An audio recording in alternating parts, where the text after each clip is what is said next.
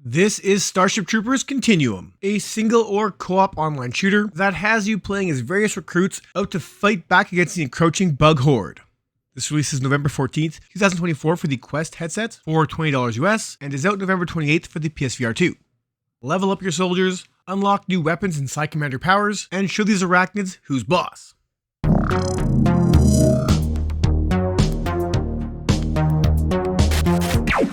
Hello future citizens, Ryan from the VR Grid here, and before we get to it, if you enjoy our content, don't forget to like it, subscribe if you haven't, and leave us a comment with your thoughts on this release. Oh, if you can't get enough VR, join us live every Thursday at 9 PM Eastern Time for the Virtual Boys podcast. And now, on with the review. So I'm actually a pretty big fan of Starship Troopers, having not just seen the original movie, but all the subsequent sequels, and have actually enjoyed most of them probably more than I should. Now, as far as Continuum goes, it's been 25 years since that first film's events, mainly the Battle of Clendathu, and the war between the Federation and the Arachnids is still going on. As a Side Commander, you now control various recruits and must pit them in a campaign against the Bug Horde in the hopes of vanquishing their new threats. Let me make this clear, this is a roguelike title, and as a Side Commander, you'll have to unlock new abilities and upgrade them to make each of your troops better. Each soldier you control will have their own perks and upgrades, meaning no two playthroughs are ever quite the same. When the game starts, or when you lose a soldier, you'll be given a new randomly generated one, and have to start his or her career from scratch. As you advance through the story and play through side missions, you'll level up that soldier, and slowly unlock more Side Commander abilities, though, if your recruits reach a certain level, you can advance them to Citizenship, retiring them from service, and giving you bonus Side Commander points to unlock more abilities. Now, what exactly are these abilities and perks? Well, they range from just about anything you can think of, from increased damage with assault rifles, pistols, more damage from grenades, a faster burst speed, which is like a mini teleportation, which can get you out of some pretty hairy situations. There are other abilities like self-rescue, which will let you survive one death per game. There's perks for playing alone, playing in a squad, ones that change your speed, cooldown for your burst, and a ton more. So when it comes to character customization, your options are effectively endless, save for the fact that you can only choose at the beginning 2 minor abilities and 1 major one, though as you level up and your soldiers level up, more become available. Now, the reason why you want to keep these soldiers alive and not turn them into citizens is that they level up each of those specific abilities themselves, so the ones you give them, they can level up through leveling up, making each one more effective than their base stats. There is a risk-reward factor when retiring your recruits, and I honestly kind of lean towards leveling them up as opposed to retiring them. As the game does get steadily harder and harder, having those leveled up soldiers does make a difference. Now, as far as the actual combat and gameplay goes, you can play the entirety of this game in solo or in squads of up to 3 players online, and I'm pretty sure the game does scale up if you play with more than one person, as I found the game to be substantially more challenging when I played with others. This does kind of force you to play smarter and use a little more strategy, but there's also cheese in the game as well. I find that just backing up and constantly moving typically evades most attacks, even if you're being swarmed. So as long as you know where to go and don't, back yourself into a corner, it's pretty easy to escape most damage, save for some high flyers and explosive type guys, which could potentially kill you.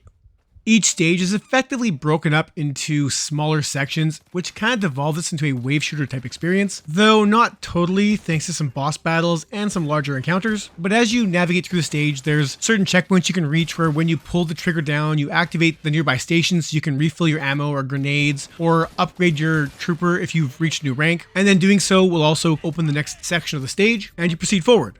Now, each stage does have a mission, and there is a story here, which I'm grateful for, as most roguelikes tend to lack in that. And while it's not the most in-depth story, it's Starship Troopers, you're killing bugs, you're just basically killing more different bugs, I did appreciate the story nonetheless.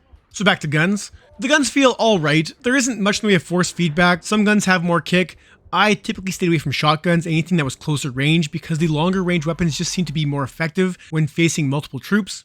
Most of the ground units you face can be stunned, so you can kind of focus on more than one at a time, and they will come in fairly high numbers once you get past the first 4 stages or so. So while the initial few stages were really underwhelming, get past them, squad up, and I almost guarantee you'll have a better time. It's kind of unfortunate that the game does start at that slower pace. It does throw action at you and gives you the Starship Troopers tropes, if you will, but it honestly felt so easy, and with no difficulty option, I was just cheesing the game and kind of bored by the whole thing. It was just rinse and repeat action, but stay the course, get past those first 4 stages or so, and the game gets better, but if you can squad up, it's the best way to enjoy this game.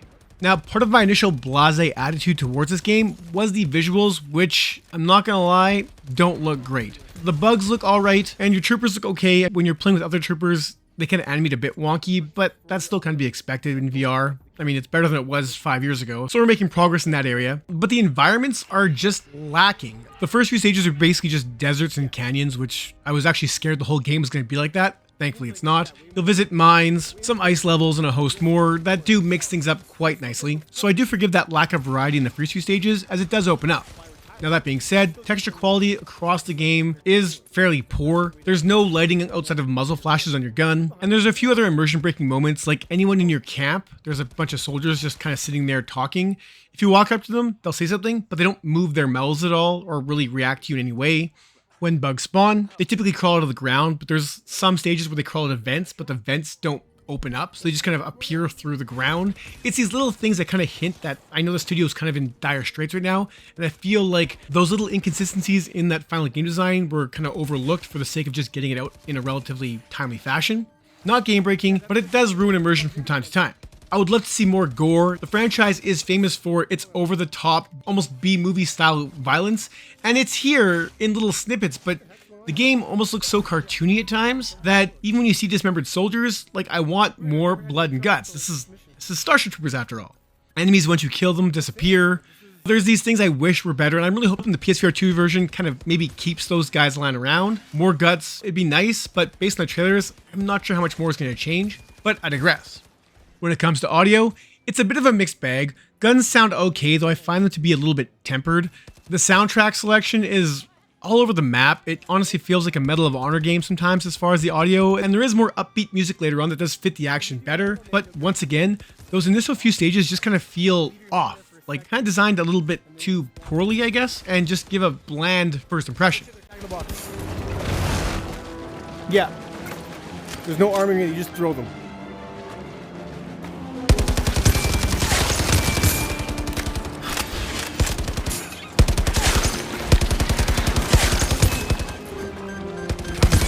Oh, there's ammo. Ammo's over here. Nice. Okay, good.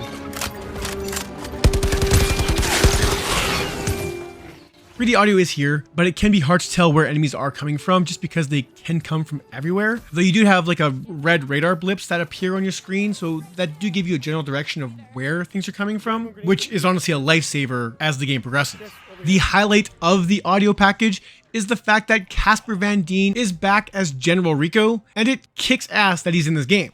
This game is by no means perfect, but Casper Van Dien being in here, voicing Rico once again, and giving those speeches about becoming a citizen and doing your duty is honestly awesome. I wish the game dove more into that hyper-fascist sci-fi reality. It's there in bits and it's fun, but I would have loved more fan service when it comes to this franchise. Now I'm going to reiterate, my first few hours in this game, the first few stages, I was underwhelmed. I didn't really enjoy the roguelike game loop too much, and was just kind of disappointed by the whole experience. Luckily, I stayed the course, played past those first few stages, hooked up with Chris for some co-op action, and had a much better time. In fact, I'm enjoying the game loop now. I'm enjoying unlocking those new abilities and leveling up my soldiers, and it feels like I am, which I think is important. You know, the later stages will throw a lot at you, so you will level up soldiers a lot quicker, though occasionally a stage may be blocked by your side commander level, forcing you to do those quick side missions, which are much shorter, that will send you back to a part of a stage where you can just basically earn some extra coin and level up. I do wish this game looked better, but for the $20 asking price, I guess I really can't expect too much. And obviously I'm coming off the heels of games like Metro and Batman Arkham Shadow, which look pretty damn good on the Quest. So seeing one more franchise get the VR treatment and not look as good as the last few we've gotten is disappointing, but once again, for the budget price, I get it. I'm going to give Starship Troopers Continuum for the Quest a 7 out of 10. It took a bit to grab me, but once it did, I was kind of hooked. If you enjoyed this video, don't forget to do all the YouTube things to help us out. And that's it for this one. Thank you so much for watching.